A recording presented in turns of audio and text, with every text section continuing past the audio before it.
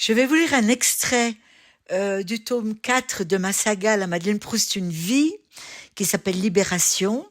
Ça se passe en juin 1942 et ça concerne l'étoile jaune. Ce dimanche, Margot m'a appris la terrible nouvelle. Les Juifs devaient porter une étoile jaune cousue sur leurs habits à partir de l'âge de 6 ans. Et en plus, ils devaient l'échanger contre un point textile sur les cartes de rationnement. Tu te rends compte, Mado ? Ils doivent la payer eux-mêmes. C'est le début de la fin. Comme si un condamné à mort devait payer la corde qui va le pendre. Et tu sais, Radio Londres a lancé un nouvel appel. Ils demandent qu'on porte tous une étoile jaune avec le nom d'une province française. Il fallait du courage pour oser le faire. Des petites affiches de communistes fleurissaient sur les murs. Portez tous étoiles jaunes imposées aux Juifs. Une autre affiche disait « Faites comme en Hollande, montrez votre solidarité ». Des tracts jetés par terre parlaient de fraternité. Moi, j'aurais suivi Margot n'importe où. Ce jour-là, elle m'a donné rendez-vous pour aller à une manifestation de solidarité à l'Étoile jaune. Une foule a envahi les rues de l'Opéra à la place de la République.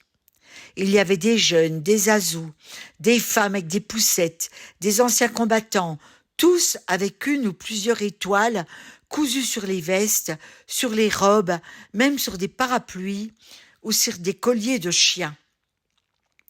Et moi, j'avais accroché avec une épingle de sûreté une étoile où j'avais brodé Franche-Comté. Une rumeur montait et se répétait d'un bout à l'autre. L'étoile jaune est une décoration.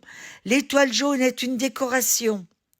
Une fièvre joyeuse nous prenait au ventre, nous donnait des ailes. Une grande chaleur nous empoignait et semblait nous protéger de tout, des nazis, des représailles, des déportations. Les gens faisaient une chaîne, s'empoignaient par le bras en chantant. On se sentait fort et libre.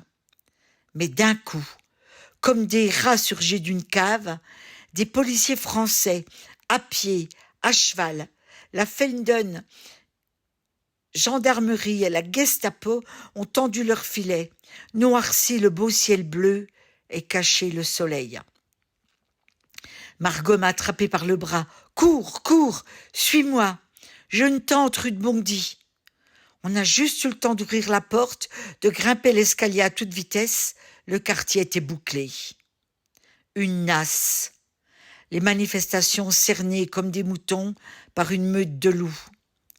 De là-haut, on voyait la police pousser les gens dans les camions, les femmes, les vieux, les gosses à coups de matraque et de coups de pied.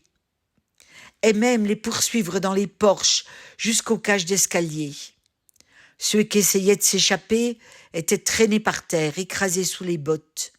J'étais terrifiée. On a attendu longtemps, en tremblant, avant d'oser sortir. On est rentré sans parler, mais on pensait à la même chose. Si tous les Français portaient une étoile jaune, les nazis ne pourraient pas arrêter tout un peuple. Comme si Margot avait lu en moi, quand on s'est quitté, elle a lâché. Les Français sont trop lâches.